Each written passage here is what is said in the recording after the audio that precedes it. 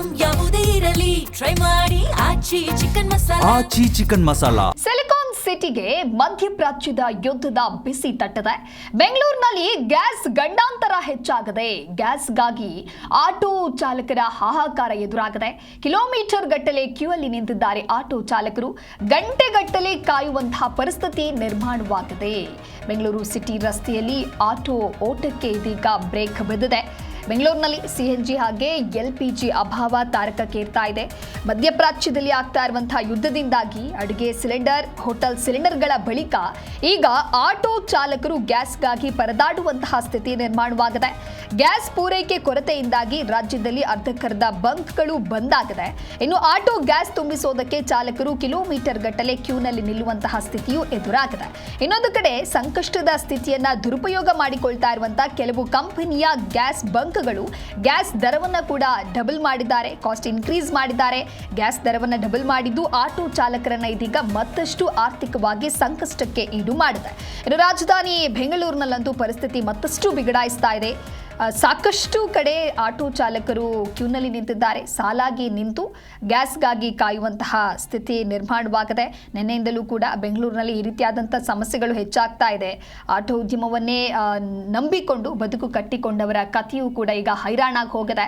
ಒಂದು ಕಡೆ ಗ್ಯಾಸ್ ಸಿಗ್ತಾ ಇಲ್ಲ, ಇನ್ನೊಂದು ಕಡೆ ಸಿಗಬೇಕು ಅಂತಂದ್ರೂ ಕೂಡ ಕ್ಯೂನಲ್ಲಿ ಕಾಯಬೇಕು. ಆದರೂ ಕಾಸ್ಟ್ ಇನ್ಕ್ರೀಸ್ ಮಾಡಿದ್ದಾರೆ. ಇದಕ್ಕೆ ನಾವು ಏನು ಮಾಡಬೇಕು ಅಂತ ಹೇಳಿ ಸಾಕಷ್ಟು ಪ್ರತಿಭಟನೆಯನ್ನು ಕೂಡ ಆಟೋ ಚಾಲಕರು ಮಾಡ್ತಾ ಇದ್ದಾರೆ.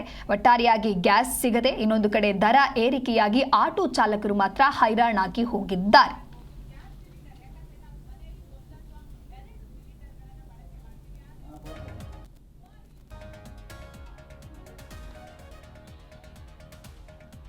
ಮಧ್ಯಪ್ರಾಚ್ಯದಲ್ಲಿ ಆಗ್ತಾ ಇರುವಂತಹ ಸಂಘರ್ಷ ನೇರವಾಗಿ ಸಿಲಿಕಾನ್ ಸಿಟಿಗೂ ಕೂಡ ತಟ್ಟಿದೆ. ಅದರಲ್ಲೂ ಕೂಡ ಆಟೋ ಚಾಲಕರ ಸ್ಥಿತಿ ಇದೀಗ ಹೇಳತೀರದಾಗಿದೆ. ಒಂದು ಕಡೆ ಗ್ಯಾಸ್ ಸಿಗ್ತಾ ಇಲ್ಲ ಅಂತ ಹೇಳಿ ಸಾಲಾಗಿ ಆಟೋದಲ್ಲಿ ಕ್ಯೂ ನಿಂತಿದ್ದಾರೆ.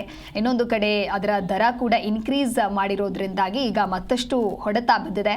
ಬೆಂಗಳೂರು ಸಿಟಿ ರಸ್ತೆಯಲ್ಲಿ ಆಟೋ ಓಟಕ್ಕೇನೆ ಬ್ರೇಕ್ ಹಾಕಲಾಗಿದೆ. ಇನ್ನೊಂದು ಕಡೆ ಪ್ರಯಾಣಿಕರಿಗೂ ಕೂಡ ಹೆಚ್ಚಿನ ಕಾಸ್ಟ್ ಅನ್ನು ಕೇಳೋದಕ್ಕಾಗುವುದಿಲ್ಲ ಅಂತ ಹೇಳಿ ಆಟೋ ಚಾಲಕರು ಪರಿತಪಿಸ್ತಾ ಇದ್ದಾರೆ. ಬೆಂಗಳೂರಿನಲ್ಲಿ CNG ಹಾಗೆ LPG ಅಭಾವ ಈಗ ಈ ರೀತಿಯಾಗಿ ಸೃಷ್ಟಿಯಾಗಿದೆ.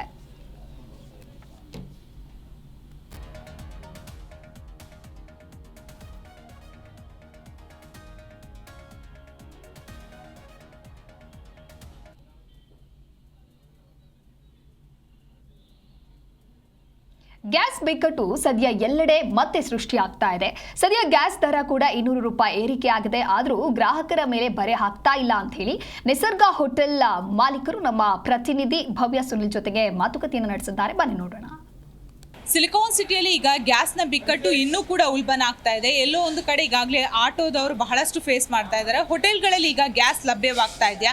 ನಿಸರ್ಗ ಹೋಟೆಲ್ನ ಮಾಲೀಕರು ನಮ್ಮ ಜೊತೆ ಇದ್ದಾರೆ. ಸರ್, ಈಗಾಗಲೇ ಹೋಟೆಲ್ನ ಬಿಕ್ಕಟ್ಟು ನಿವಾರಣೆ ಆಗಿದೆಯಾ? ಹೇಗೆ ನೀವು ಡೈಲಿ ರೊಟೀನ್ ಹೋಟೆಲ್ನ ನಡೆಸ್ತಾ ಇದ್ದೀರಾ? ಈಗ ಸಾಮಾನ್ಯವಾಗಿ ಈಗ ಏನು 33% ಸರ್ಕಾರ ಹೇಳಿದೆ ಅದ್ರ ಪ್ರಕಾರ ಸಿಲಿಂಡರ್ ಕೊಡ್ತಾ ಇದ್ದಾರೆ. ನಮಗೆ ಫುಲ್ ಕನ್ಸಂಪ್ಷನ್ ಇನ್ನೂ ಬಂದಿಲ್ಲ. ಯಾಕಂತ ಹೇಳಿದರೆ ಫುಲ್ ಅಂದರೆ ನಮ್ಮ ಪರ್ ಡೇ 5 ಸಿಲಿಂಡರ್ ಬೇಕಾಗುತ್ತೆ. ಈಗ ಪರ್ ಡೇ 2 ಸಿಲಿಂಡರ್ ಕೊಡ್ತಾ ಇದ್ದಾರೆ.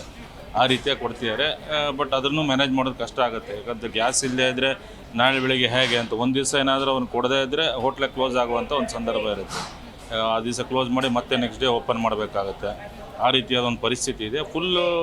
ನೀವು ಫುಲ್ ಫ್ಲೆಡ್ಜಲ್ಲಾಗಿ ಏನಾದರೂ ಸಪ್ಲೈ ಆದಾಗ ಮಾತ್ರ ನಮ್ಮ ಈ ಸಮಸ್ಯೆ ಪರಿಹಾರ ಆಗುತ್ತೆ ಅಂತಲೇ ಹೇಳ್ಬೋದು. ಈಗ ಸರ್ಕಾರ ನಿಮಗೆ ಇಷ್ಟು ಪರ್ಸೆಂಟೇಜಲ್ಲಿ ಕೊಡ್ತೀವಿ ಅಂತ ಹೇಳಿದಾರಲ್ಲ, ಅದು ನಿಮಗೆ ಸಾಕಾಗ್ತಿದೆಯಾ ಸರ್?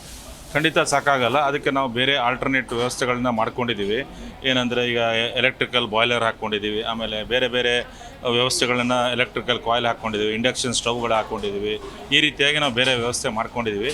ನಮಗೆ ಫುಲ್ ಫ್ಲೆಡ್ಜಲ್ಲಿ ಸಿಲಿಂಡರ್ ಕೊಟ್ಟಾಗ ಮಾತ್ರ ಒಂದು ಕರೆಕ್ಟಾಗಿ ನಾವು ಈ ಹೋಟ್ಲನ್ನು ರನ್ ಮಾಡಲಿಕ್ಕೆ ಸಾಧ್ಯ ಆಗುತ್ತೆ. ನಿಮ್ಮ ಹೋಟೆಲಲ್ಲಿ ಸರ್ ದರ ಏರಿಕೆ ಬಗ್ಗೆ ಹೇಳೋದಾದರೆ ಏನಾದರೂ ಗ್ರಾಹಕರ ಮೇಲೆ ಬರೆ ಹಾಕಿದ್ದೀರಾ? ಹೇಗೆ ಸರ್?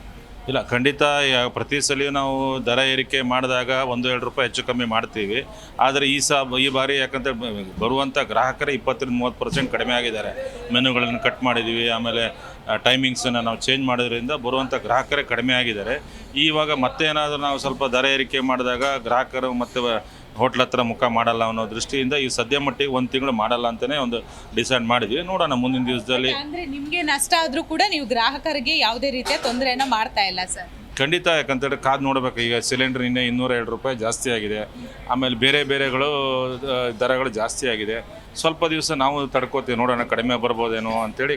ಯಾಕಂತೇಳಿ ದರ ಏರಿಕೆ ಮಾಡಿದರೆ ಗ್ರಾಹಕರು ಬೇರೆ ಕಡೆ ಶಿಫ್ಟ್ ಆಗ್ತಾರೆ, ಇಲ್ಲ ಹೋಟ್ಲ್ ಹತ್ರ ಮುಖನೂ ಮಾಡಲ್ಲ.